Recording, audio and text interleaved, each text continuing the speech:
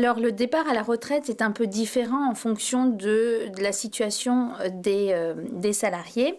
Le principe, c'est que c'est 62 ans pour les personnes nées à compter du 1er janvier 1955 et qui ont acquis tout leur trimestre pour pouvoir avoir une retraite à taux plein, ou pour les personnes qui ont plus de 50% d'invalidité. Quand on n'a pas tous ces trimestres, on part à 67 ans quand on est né à partir du 1er janvier 1955. Il y a des dérogations. On peut toujours partir à 65 ans quand on est parent de 3 enfants et qu'on s'est arrêté pour éduquer ses enfants.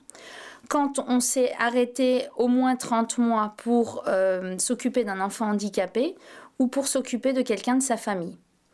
Et l'âge limite, normalement c'est 70 ans, c'est l'âge auquel le patron peut vous mettre à la retraite d'office sans que vous puissiez vous y opposer.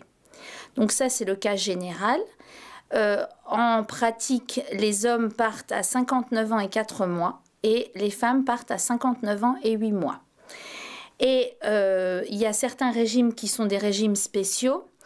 Où on peut avoir des départs anticipés. Dans la fonction publique, par exemple, on peut partir à 52 ou 57 ans quand on fait partie d'une catégorie active, c'est-à-dire des métiers de terrain ou des métiers difficiles.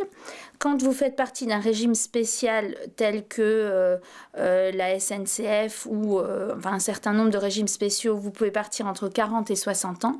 Le gouvernement est en train de rendre homogènes ces régimes spéciaux. Ensuite, il y a les carrières longues. Quand vous avez commencé à travailler avant 20 ans, vous pouvez partir en retraite plus tôt. Et quand vous avez des carrières pénibles, c'est-à-dire quand vous avez un taux d'incapacité d'au moins 20% lié à la pénibilité de votre travail, vous pouvez également partir en retraite anticipée.